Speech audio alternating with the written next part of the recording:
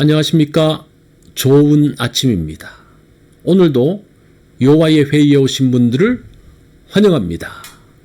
이번 한 주간이 또 새롭게 주어졌습니다. 이번 주간 역시 하나님께서 우리에게 말씀하실 것입니다. 그 말씀에 귀를 기울이고 그 하나님의 인도하심을 따라서 나아가는 한 주간이 되면 좋겠습니다. 오늘 주신 말씀은 예레미야 51장 11절입니다. 이 말씀 제가 받들어 읽습니다. 화살을 갈며 둥근 방패를 준비하라. 여호와께서 메대 왕들의 마음을 부추기사 바벨론을 멸하기로 뜻하시나니 이는 여호와께서 보복하시는 것 곧 그의 성전을 위하여 보복하시는 것이라.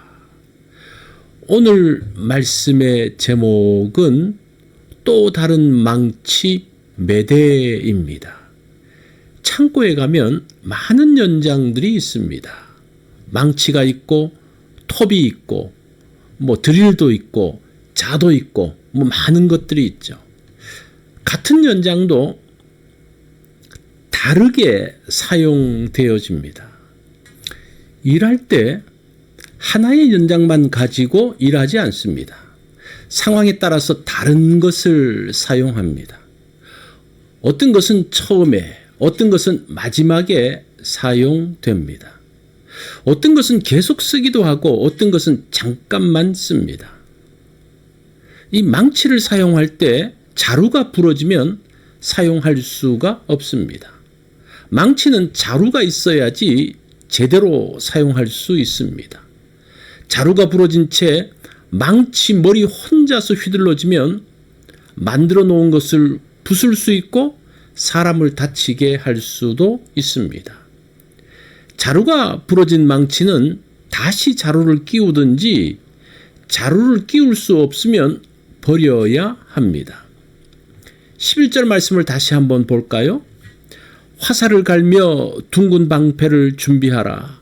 여호와께서 메대 왕들의 마음을 부추기사 바벨론을 멸하기로 뜻하시나니 이는 여호와께서 보복하시는 것 곧 그의 성전을 위하여 보복하시는 것이라.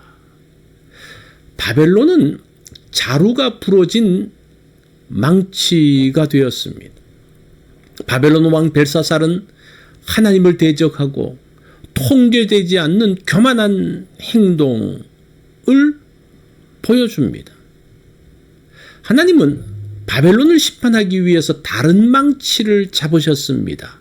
그 다른 망치가 메대 바사입니다.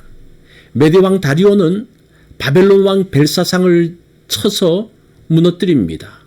이 메대는 민족의 이름이고 메디아는 그들의 나라의 이름입니다.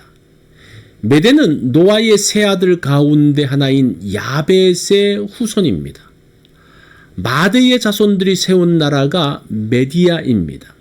그래서 메대는 페르시아와 함께 메소포타미아와 인도 사이인 이란의 고원지대에서 살았습니다. 메대 족속에 관한 최초의 역사적 기록은 기원전 9세기 중엽 아수르의 살만 에셀 때부터 역사에 등장합니다. 이들은 아수르의 여러 왕들에 의해서 거듭거듭 정복되고 조공을 바쳤습니다. 북방 이스라엘이 망한 후 포로된 백성들이 아수르에 의해 메대의 여러 도시들로 강제 이주되기도 했습니다.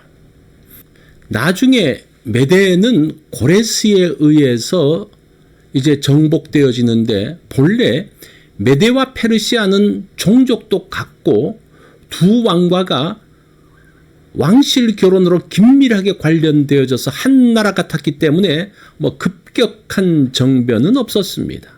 한 왕가에서 다른 왕가로 정권이 교체되는데 불과했습니다. 그러면서 페르시아의 귀족들이 정부의 요직에 대거 진출했습니다.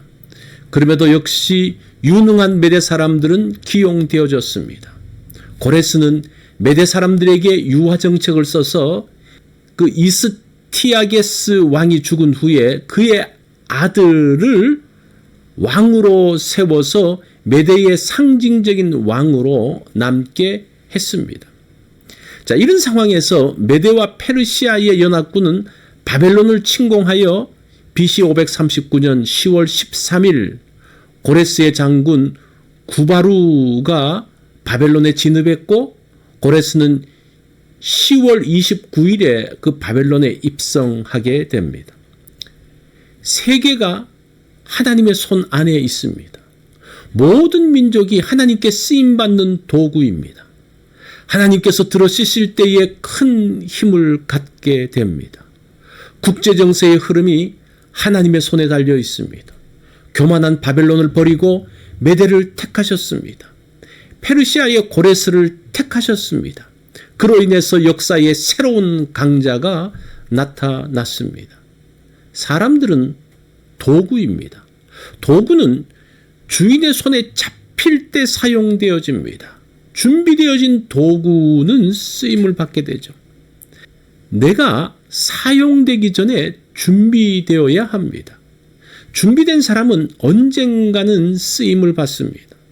하나님의 때에 그 사람을 잡으셔서 사용하십니다.